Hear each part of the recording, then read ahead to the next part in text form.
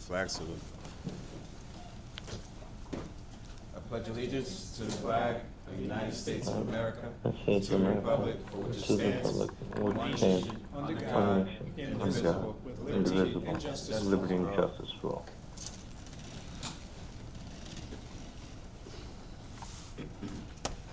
All right, roll call, please.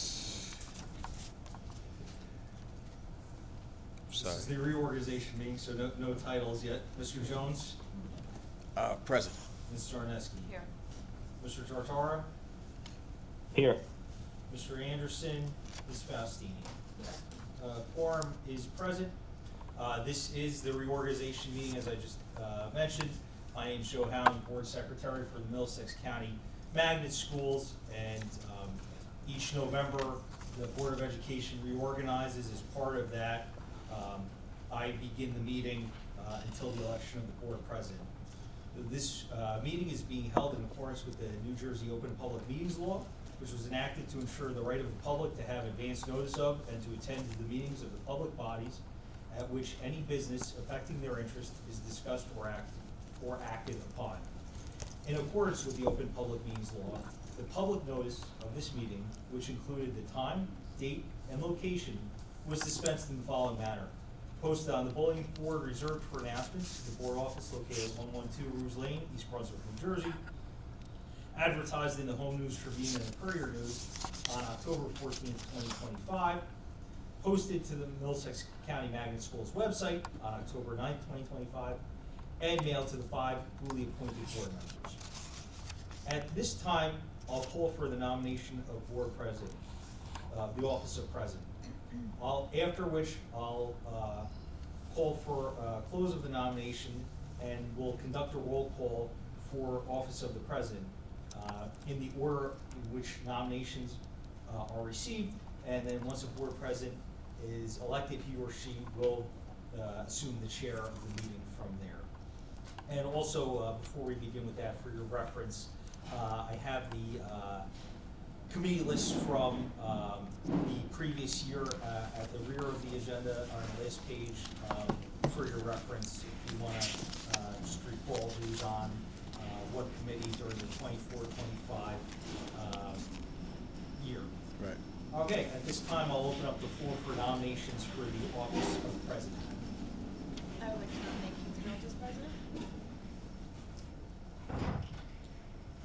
Is there a second for that nomination? I will second. I second that. Are there any other nominations? Any other nominations?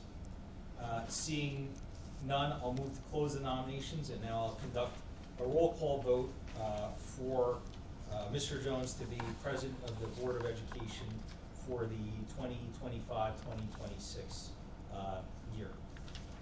Mr. Jones? Yes. Ms. Zarneski? Yes. Mr. Tartara? Yes. Ms. Faustini? Yes. Motion carries, and congratulations, President Jones. All yours from here. Thank you. Do I give a speech now or do I wait? Entirely up to you. So we get to do it all over again, and this is, this position is definitely doesn't pay the bills, but it is one that is a labor of love. And from the first year of me playing any role or becoming a board member for the Magnet Schools, at the time the Votex, it has been an extreme learning experience, as well as it's been gratifying in so many different ways, being able to see lives impacted and changed for the better. Not only the students, but staff and faculty and partners and community for that matter, and as well as the home districts of the schools.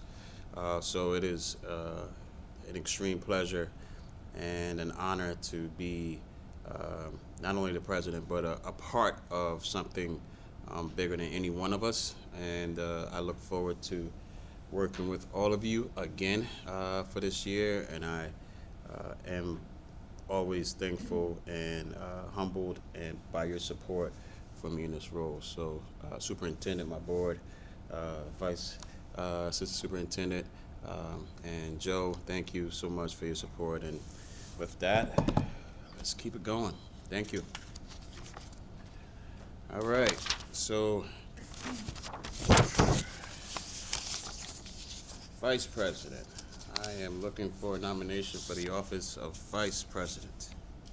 Yes, Please, I would like to nominate Mrs. Carnegie. I I will second. All right, can I have a roll call, please? President Jones, Of course. Ms. Sarneski, Yes. Mr. Tartara, Yes. Ms. Faustini. Yes. Motion carries. Congratulations, Vice President. Thank you, everyone. I can never come after you, so I second everything that he says. It's truly an honor, though, to stand up here with you guys, and the faith you put in us to be able to move everything forward means a lot to us. So, thank you. Thank you. Appreciate you. All right, the team's back together again. Yeah. All right, so I'm going to turn it over to the business administrator for the adoptions, designation, authorizations. Thank you, Mr. President. These are our annual resolutions that the board does when it reorganizes, reestablishing signatories for the board, the president, vice president, to sign any contracts for the board as necessary. We annually re-adopt our policies and regulations for the Board of Education, which are found online. We also re-adopt our curriculum and course outline, study outlines, and textbooks. Designate our depositories, which are currently TD Bank and Wells Fargo, reestablishing signatories for those bank accounts, authorizing electronic funds transfer where necessary, that's mainly to and from the state of New Jersey, designating 403B retirement plan providers for the district. Number 10 is our board meeting schedule, and number 11 is recognizing the official newspapers of the Board of Education. And that brings us to our annual appointments for various committees and positions, Mr. President. Okay. All right, so would it be easier for me to, I got one change for all the committees and appointments. Would it be easier for me to just give you that instead of going through all of them? Absolutely. In delegates, so the delegate for the NJSBA and the MCSBA,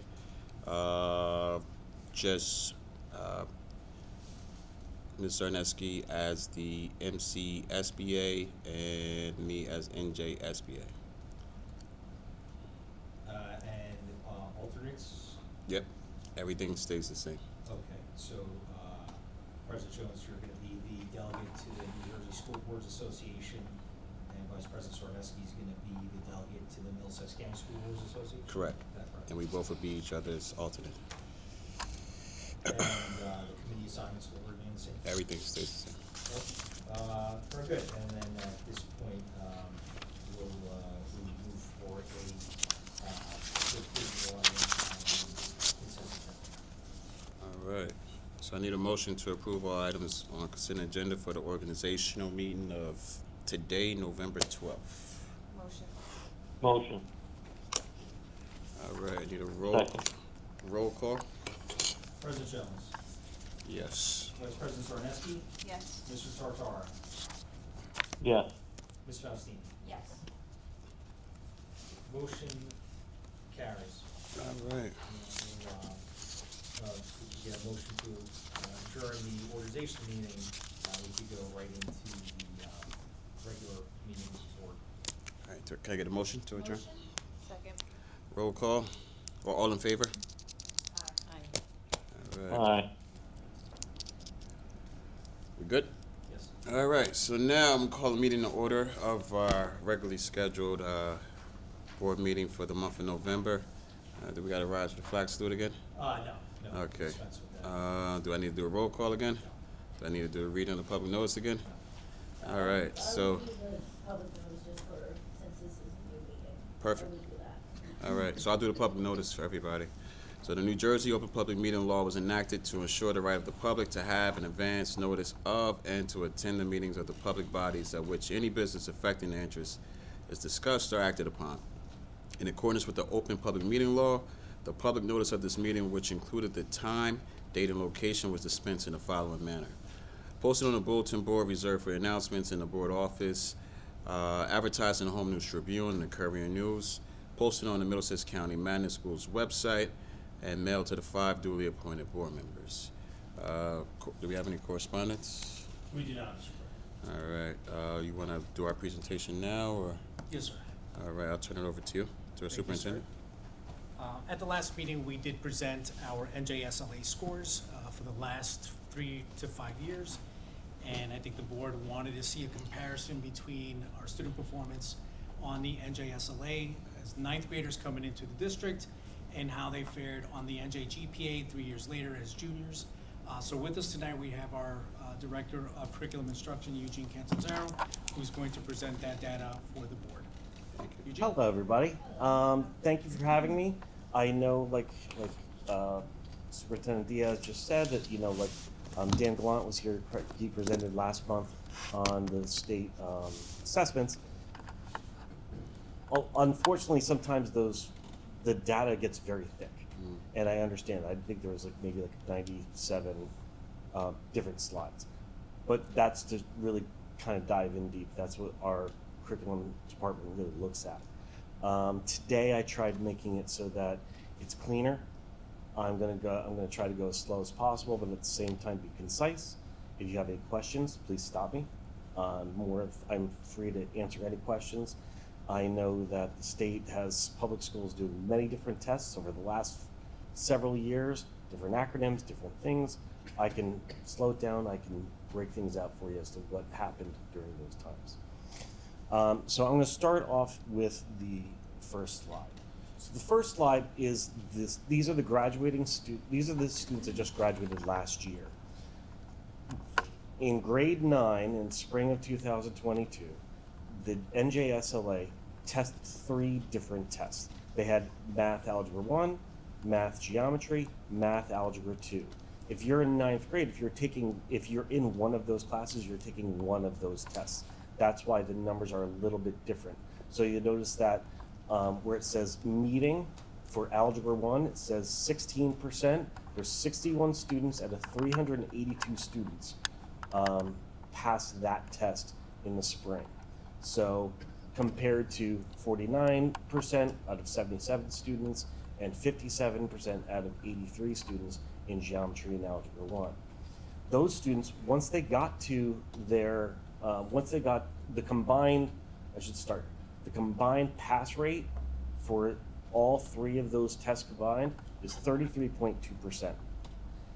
By the time they hit their junior year, they had one test they had to take that was called the New Jersey Graduation Proficiency Assessment. This is in their junior year.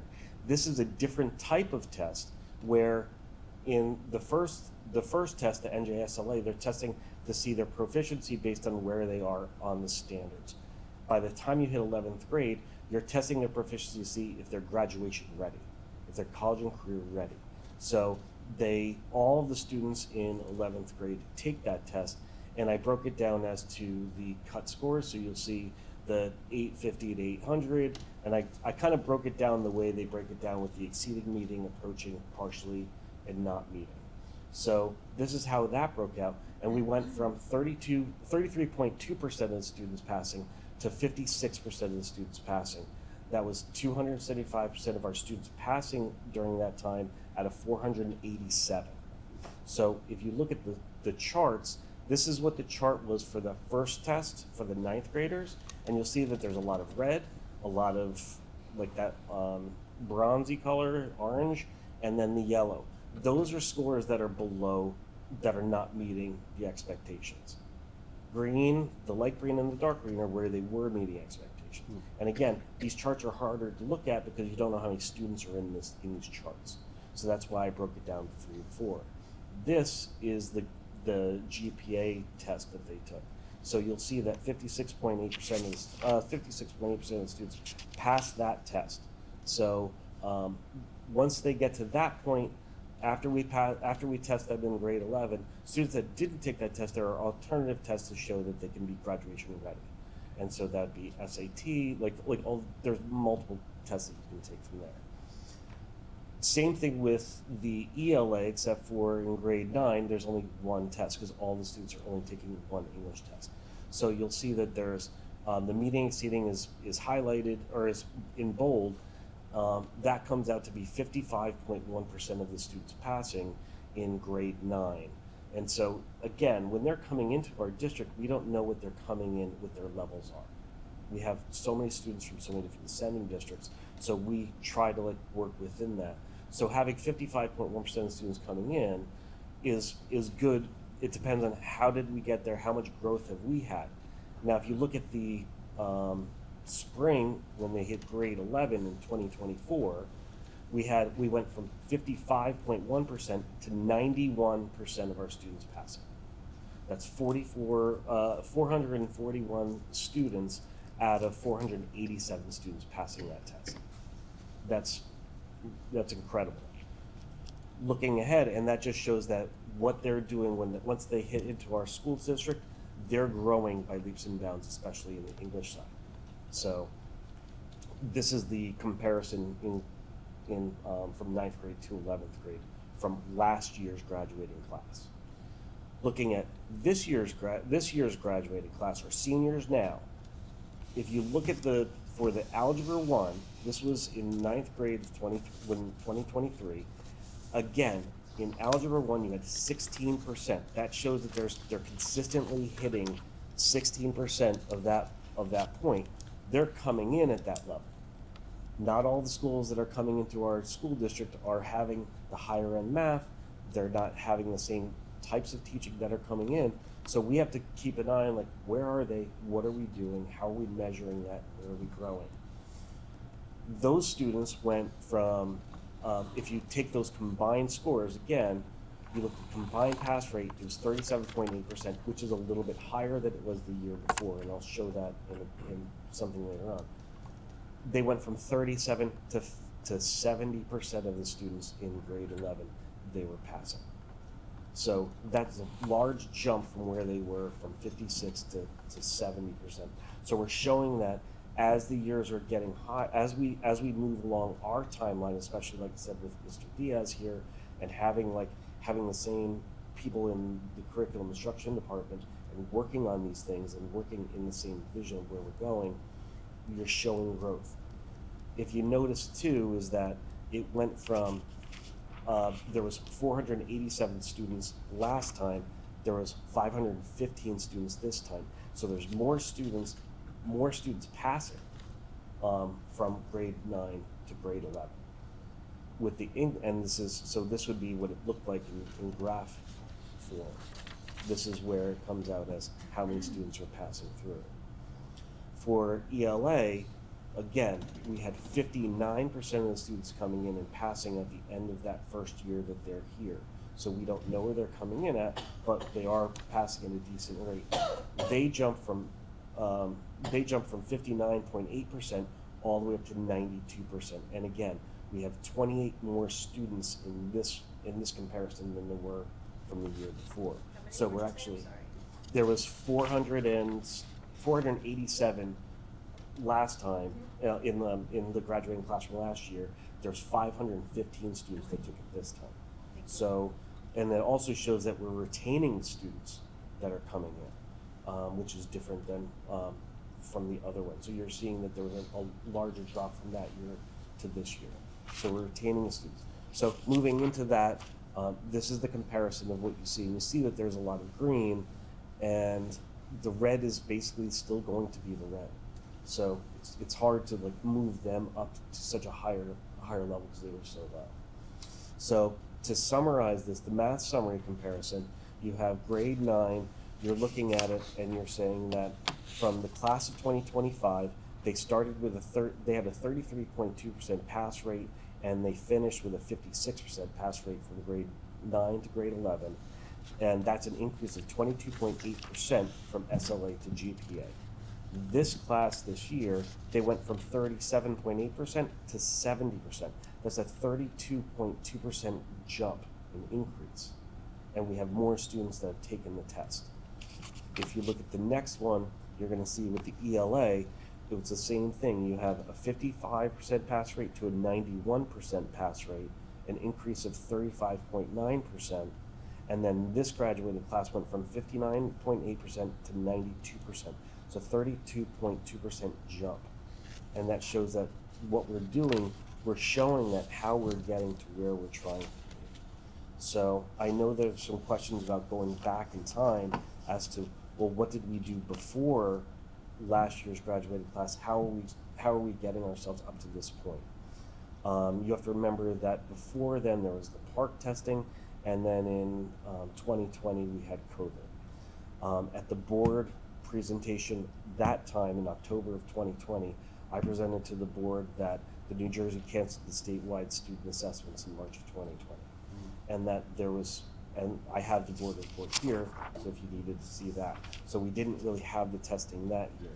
The next year, I presented again in about the spring 2021 results, and I reported that the superintendent's reporting that on April 6th, the U.S. Department of Ed recognized that we were in the midst of a pandemic that required a seal of flexibility, and informed that we were going to have the assessment that year as well. And so finally, like looking at the year after that, September 2022, that's again, I presented where I showed that this is where we were in 2019 to where we are in 2020, and then we jump from there. I do have a graph, I just kind of grabbed it just at the last minute, and I can pass it around so you can see. And again, there are different tests, and you'll see that there's a jump from the different tests.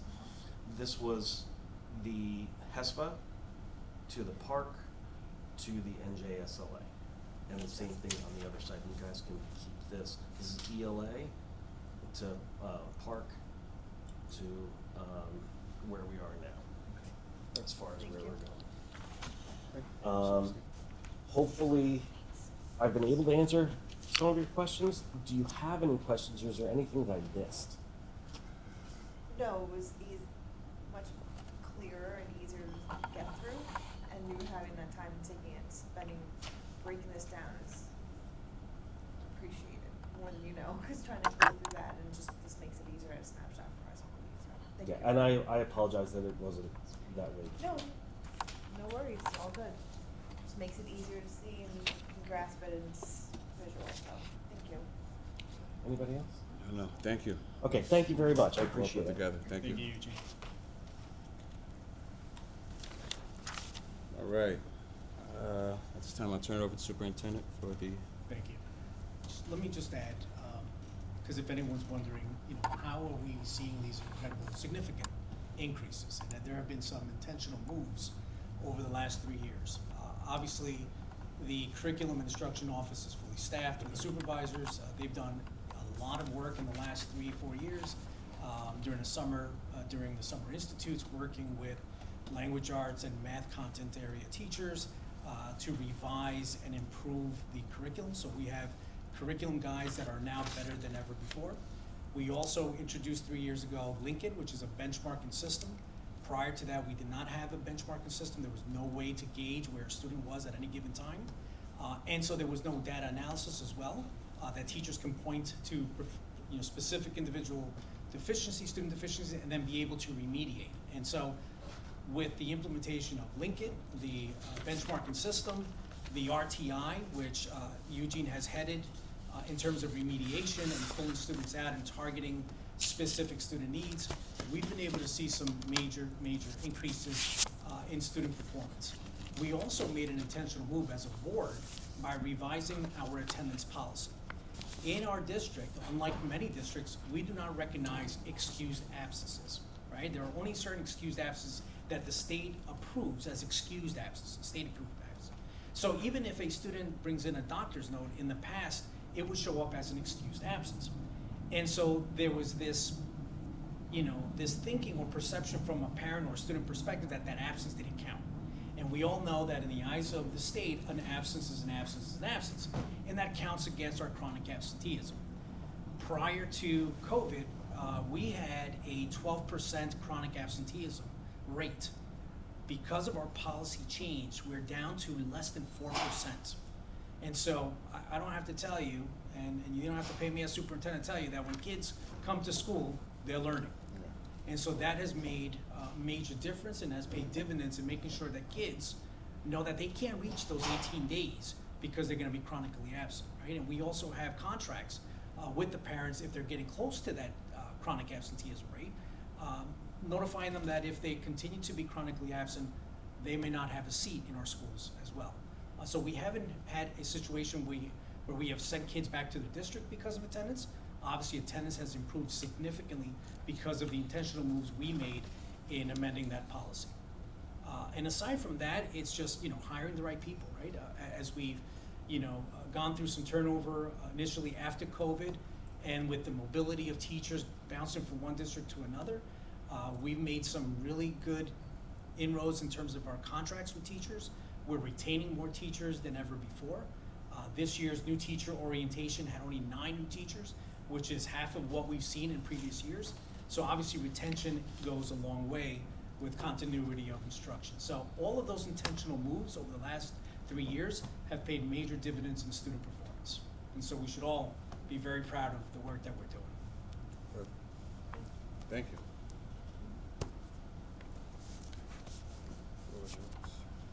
Fine. Thank you, Mr. President. Okay, under education and curriculum items, number 2, we are approving the annual nursing services plan. Number 3 is a textbook adoption for our CMA class over in Piscataway, our medical assistant class. And I'll turn it over to Mr. Johnson for personnel items. Thank you, Superintendent Diaz. Under personnel items, 4A, resignations and retirements, the names are listed there for the board's review. Under B, we have our leave of absences, and the names are listed there for the board's review.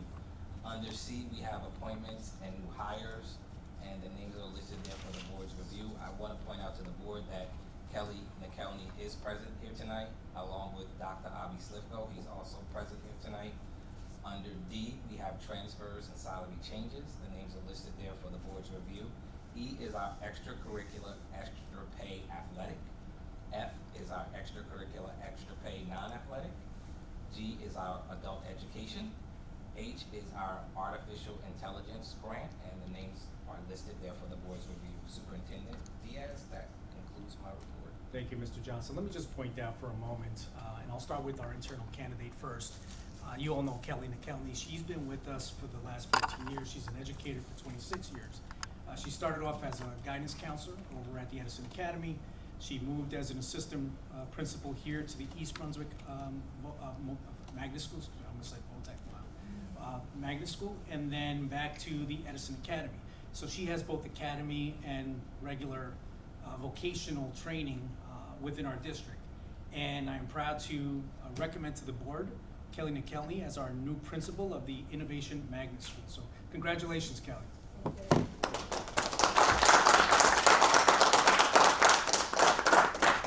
I just want to thank the Board of Education, Mr. Diaz, Mr. Johnson, Dr. Howell for your continued support throughout my tenure in this district.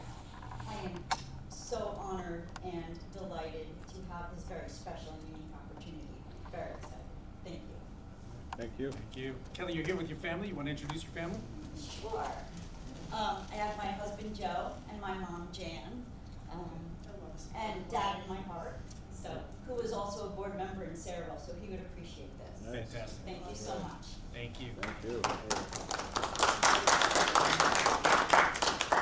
And we also have another appointment tonight for our Director of Personnel, Dr. Slifko, who's been an educator for 25 years, is that correct? 11 years as a principal in Piscataway. So welcome, and welcome to our district. Would you like to say a few words? Absolutely, I appreciate it. And also I want to echo, thank Superintendent Diaz and the board. Speaking very personally, it's not easy to leave someplace that's become part of your core identity, where what you do every day is something that encompasses a very deep, committed approach and value system. I said to myself during my tenure in Piscataway, I said, I'm not leaving here unless the right opportunity really presents itself. And I truly believe I'm looking at the way the world is evolving and the way that society is moving so quickly.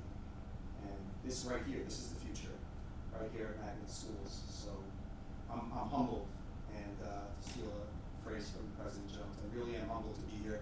I appreciate the opportunity, and I'm looking forward to having a chance to contribute. So thank you very much, and appreciate everybody taking the time to listen. Fantastic, thank you. When's your start date? When is your start date? Can you say 26th? Yeah, January 26th. If they fill your position sooner, let me know. I'll bring you on board sooner, okay? Thank you. All right. Mr. President, we're gonna hand it over to our business administrator, Dr. Howe. Thank you. Number 5, 6, and 7 are 5 and 6 are the annual financials. 7 is the bills and payrolls. 8 and 9 are field trips, and 10. 11 is professional development. 12 is sale of surplus property. That's some old alignment machines. Number 13 is use of facilities. 14 is donation from Donors Choose. It's a website teachers can go on to request specialized materials for their classroom. Number 15 is the school safety and security plan. That's built in conjunction with the superintendent, assistant superintendent, our sheriff's department, and the local police departments.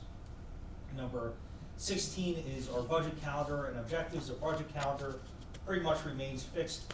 Our objectives for 26-27, the highlights really include the opening of our new school, the Innovation Magnet School. We estimate salary-wise that'll cost about $1.8 million or so.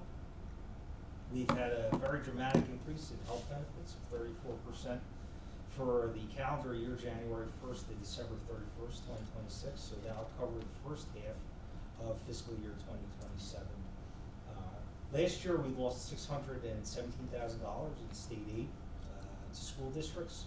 We won't know what that number is until at the earliest late February. That comes out 48 hours after the governor at that time will give her first budget address. And so there's a lot of uncertainty surrounding the budget. We've been in communication with the county regarding some of those challenges. And internally, Assistant Superintendent Johnson sent out a memo to the principals this morning establishing budget meetings for next month. Right afterwards, I sent out some budget guidance that echoed what I just shared with you. And really, I think our main objective, to simplify it, is going to be status quo. We don't want anything to go away. We also really won't be adding anything other than the new school, which of course is something we've known about for some time now. In terms of supporting our programs, we started the artificial intelligence program this year in East Brunswick. We certainly want to maintain that. We opened up the new agri-science shop in Piscataway last year. We're opening up the new cosmetology classroom in Berthium now. That's already underway. So we want to maintain those things in next year's budget, but we're not expecting anything new. And I think the best outcome for us will be maintaining status quo, but in accordance with the budget calendar, we're going to have our budget meeting internally, and then at the start of next year, we'll be briefing the board on the budget, and then going through that process of adopting a tentative budget, and then ultimately ending up at a public hearing. Moving on, any questions on the budget before we move on? Moving on, number 17 is a grant from our insurance company that we get annually for having safe schools.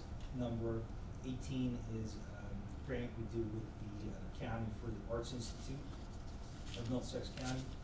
Number 18 is the internship program run out of the special programs office. We're going to be extending that until December 31st of next year. Number 20 is a budget modification for our artificial intelligence grant that was just approved today by the state, final approval. Number 21 is to purchase robotics equipment in line with that artificial intelligence grant.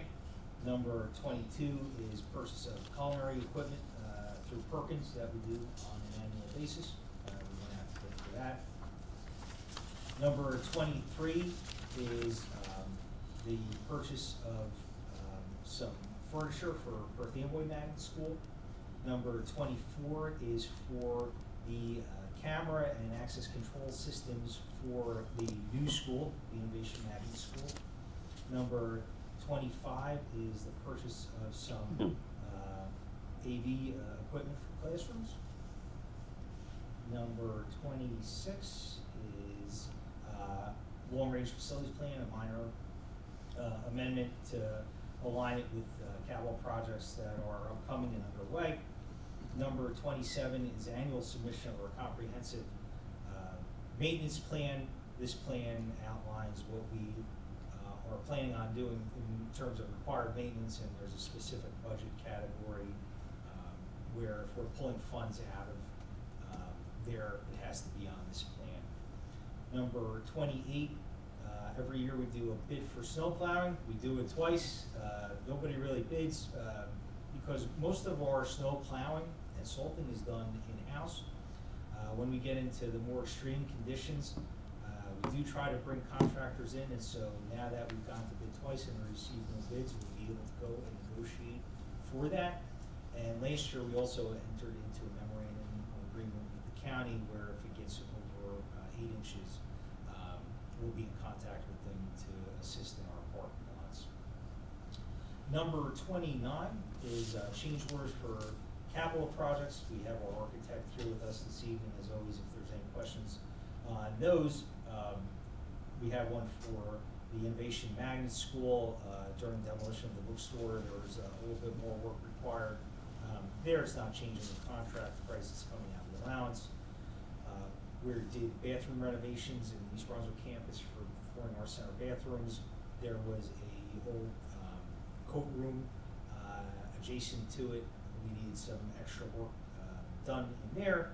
And finally is a deduction for the science lab project, and that is in, during the course of the project, some equipment got stuck in the elevator. We had to have our elevator company come out, so the contractors need that charge for that. Superintendent Diaz, that completes my report. Thank you, Dr. Howe. Under other motions, we have number 30, which is the monthly fire drill and security drill report. Number 31 is the HIB report. We have one case in the last month that was founded. So that brings us to 2 total investigations for the school year, one that was unfounded, one that is founded. The report also provides for the affirmation of the one that was reported last month. And number 32 is the annual approval of the memorandum of agreement with law enforcement. This is the MOA with the local law enforcement. We've met with the 5 chiefs of police for the municipalities where we currently have campuses. They review the MOA, they sign it, we sign it, it goes to the county executive superintendent of schools, and then it gets filed as part of the QSAC requirements. And that completes our agenda, Mr. President. If we have some time, we can go over our buildings and grounds report. Mr. Houghton? Thank you, Superintendent Diaz. Good afternoon. Good afternoon. Good evening. Capital projects 21, 22, 22, 23, 23, 24. We have no changes at this time. Projects 24, 25, East Brunswick roof. The entire roof of this project was replaced and watertight. Remaining work are the metal panels at the cafeteria, metal edge at all the roofs, skylights, roof coated, and punch list pay app. 6 was received, processed, and is being reviewed for payment tonight. East Brunswick cafeteria HVAC, the AC and ventilation are complete and fully operational. Remaining work are louvers on the roof and punch list pay app. 8 was received, processed, and is being reviewed for payment.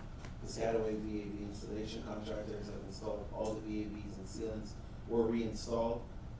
All units are operational and controls and fire adjustments done. The remaining work is punch list. Pay app 8 was received and being processed and is being reviewed. Piscataway and East Brunswick air compressor, the work at both campuses are complete. The shops are already using the equipment. The architect and the district have finalized the punch list and it was sent over to the contractor. No pay apps at this time.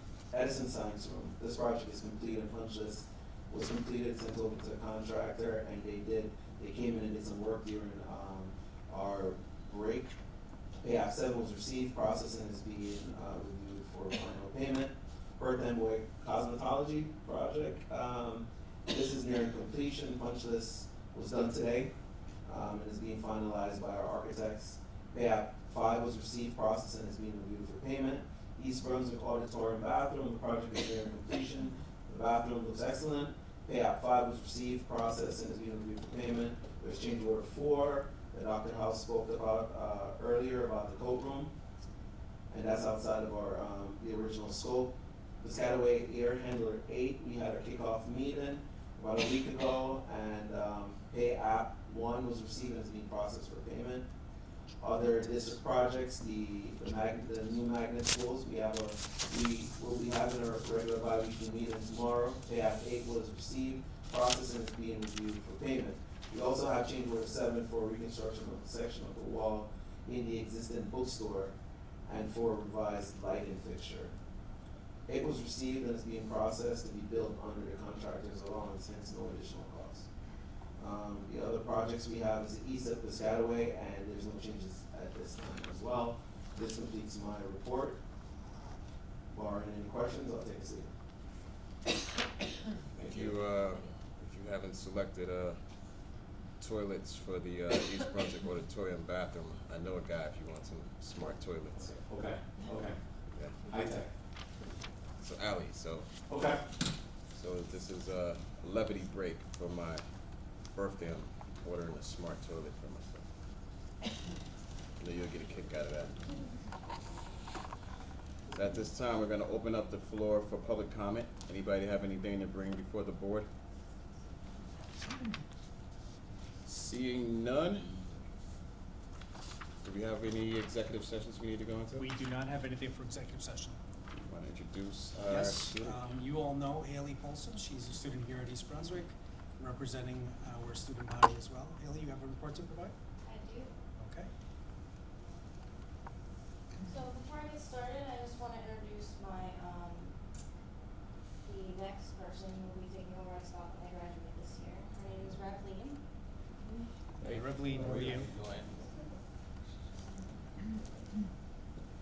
So as you may know, I'm in FFA.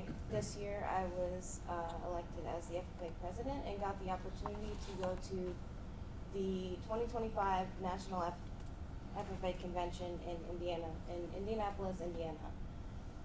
This will be my second time going, so it was really kind of cool. So I have just a few pictures to show you and just explain what our trip. So we got to Newark and we were traveling to. When we got there, we were greeted by that sign, and yeah.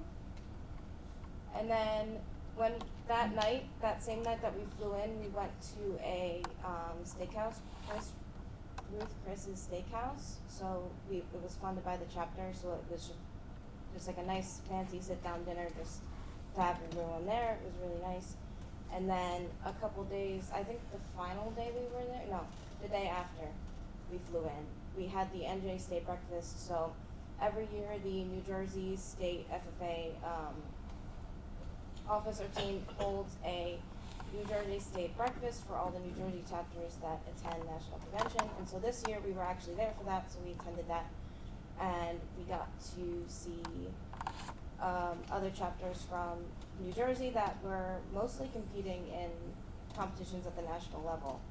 I'm not sure if anyone from New Jersey actually won anything at the national level, but I know that our one student from our sister chapter in Piscataway, Camilla, went and did Spanish Creed speaking. So we were all very excited. She unfortunately didn't make it to the finals, but we're so proud of her that she made it. So as part of the convention and expo, there was a convention hall.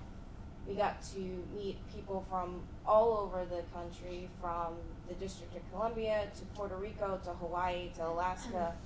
The only territory that wasn't there was the U.S. Virgin Islands, but every other state and territory was in attendance, so we got to see everyone.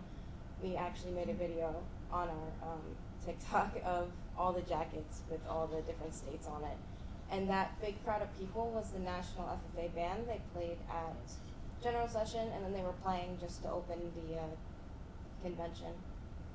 And there was also workshops, which is, if you could see in the top right-hand corner, which I attended one of the workshops, and they teach all that leadership. The one I attended was about self-worth, so there was themes about that.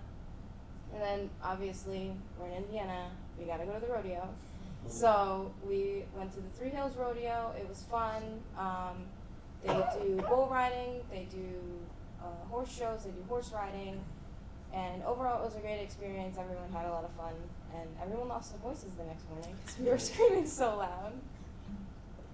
And then we also got the opportunity to go to the zoo. So I know last year we didn't go to the zoo. We instead went to a hypnotist show. But this year we wanted to go try something different. So we went to the zoo. It was really great. They had their like Halloween thing going on. So Zoo Boo, they had like trick or treat trails for the kids that were over there. But it was just fun to go see all the animals, and yeah, everyone really had fun. And we got to spend some time outdoors in the lovely weather. And then our general session, this was the opening session, so they had keynote speakers, which is the one picture you see on the like bottom middle.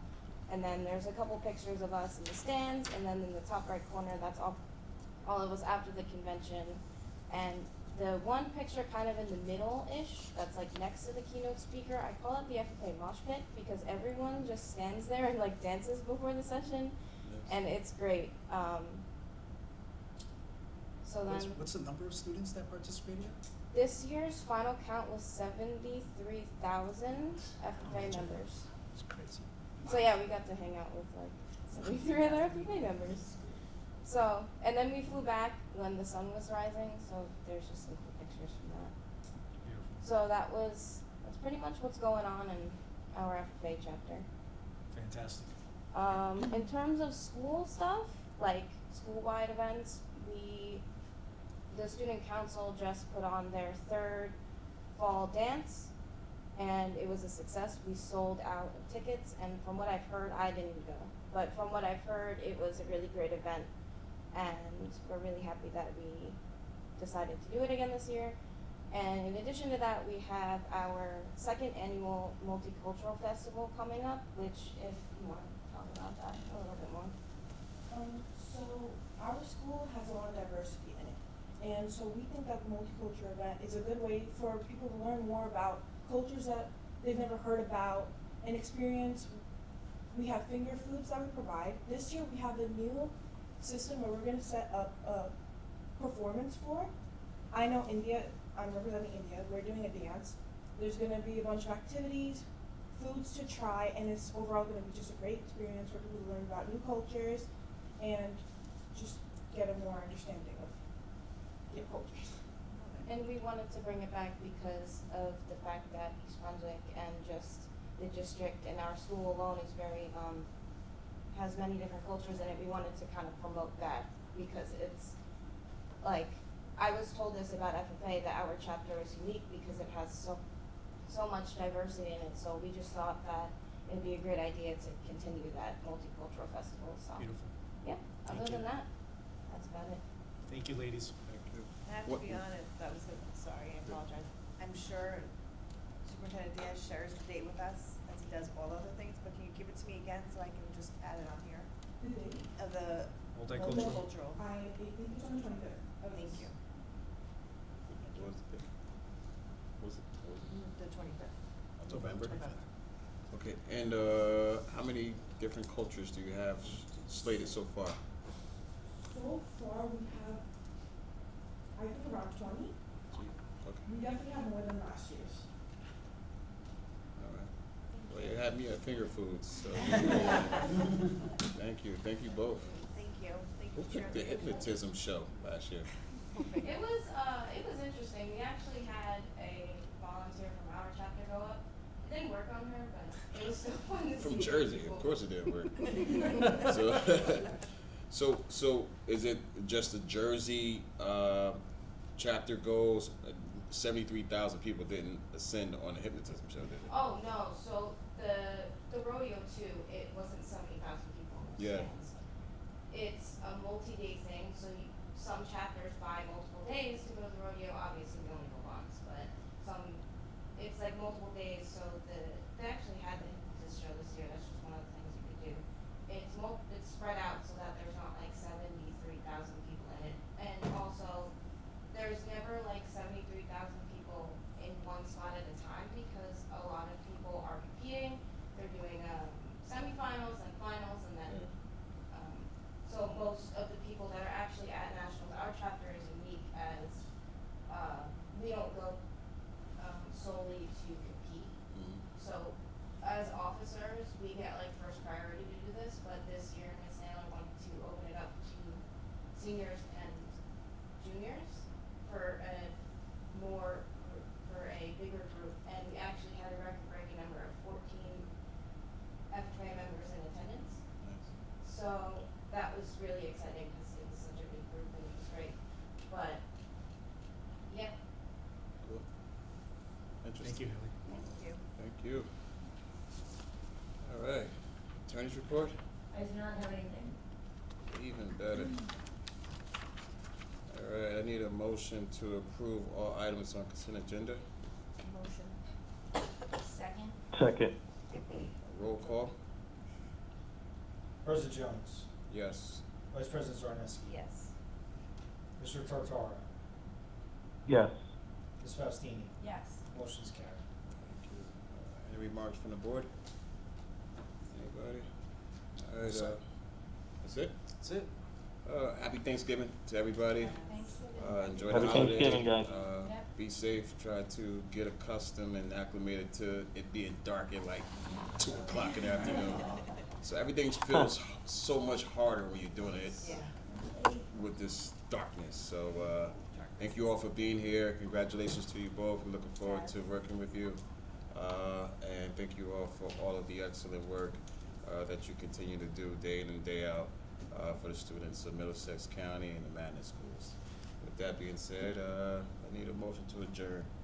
Motion. Motion. All in favor? Second. All in favor? Aye. Aye. All right. All right, motion. Meeting adjourned. Thank you. Thank you. Vic, you